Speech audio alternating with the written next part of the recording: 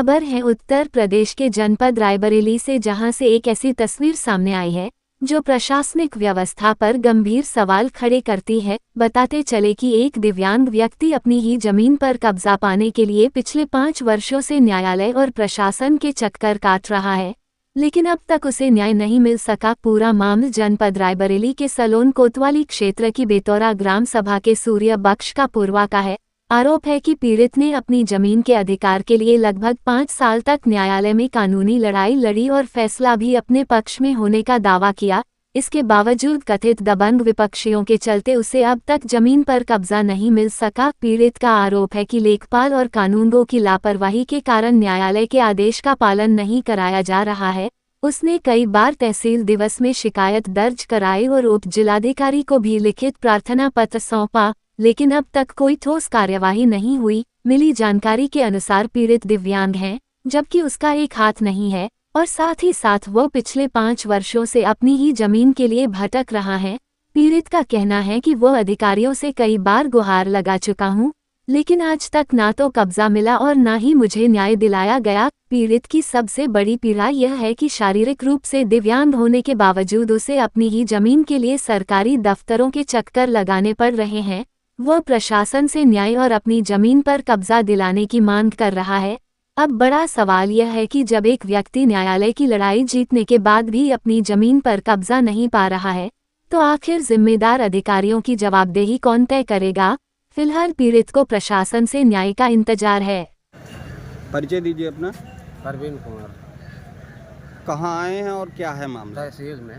क्या मामला क्या है? मामला हमारे खेती का है सर। क्या हुआ? हमारी खेती में जो है मतलब 1112 हमारे खेती के गाटा संख्या है। हाँ। 452 रामकृष्ण का है। हाँ।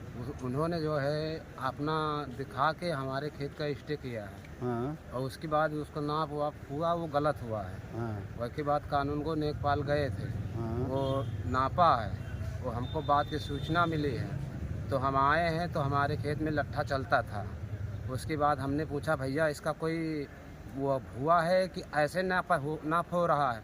उन्होंने बोला कि हमने हकबरारी कराया है। तो हमने कहा जब हकबरारी कराए हो तो आप हमको नोटिस 1 दिन पहले देते, तो हम भी जानते कि हाँ हकबरारी हुई है, उसका नाप हुआ। और उसके बाद उन्होंने कहा मैंने तत्काल में कराया है। तो भाई हमने गए वहाँ तो नाप हो रहे थे। तो उन्होंने जो कहा कि हमारा यहाँ से निकल रहा है, तो हम कहा कहाँ से तुम्हारा निकल रहा है? कहें यहाँ इतना निकल रहा है। तो हमने जो है हम कहा ठीक है। उसके बाद लेखपाल से हम आगे कहा क्या हुआ? आगे साहब जो है उसके बाद जब उन्हें जोतने बोने का हमने कहा, तो कहें तुमको जोतने बोने नहीं देंगे और जोतो बोओगे तो इसमें विवाद होगा। तो उन्होंने गए कोर्ट में जो है 8 मीटर का स्टे दर्शा दिया है। उसके बाद हम भी गए, हमने भी कुछ कार्रवाई किया, हम भी स्टे लिया। उसके बाद आदेश करवाया है। मुकदमा दर्ज किया तुमने भी? हाँ। और उसके बाद जो है उसके बाद उनसे कहा तो कहें कि जो है इसका नहीं होगा। अब क्या है? अब सर हमको कब्जा चाहिए। और उसके बाद जो है हमारा वाद में क्या हुआ? न्यायालय में क्या हुआ? न्यायालय में कुछ नहीं हुआ सर। वह आदेश हो गया है। हाँ हमारा आदेश हो गया जोतने बोने को। इसको हमको हाथ जोड़ के मतलब कब्जा नहीं हुआ है? हाँ। तो प्रशासन या लेखपाल कानून को क्या कह रहे हैं? लेखपाल कानून को जो है कह रहे 5 साल से हमारी परी हुई है। लेखपाल कानून को के ला जाता हूँ तो कहता है कि इसका कोई मान ही नहीं है। और हम लोग इधर उधर भटकते हैं, थाने जाते हैं। आज कहाँ आए हो? तहसील में। किसके पास? SDM साहब।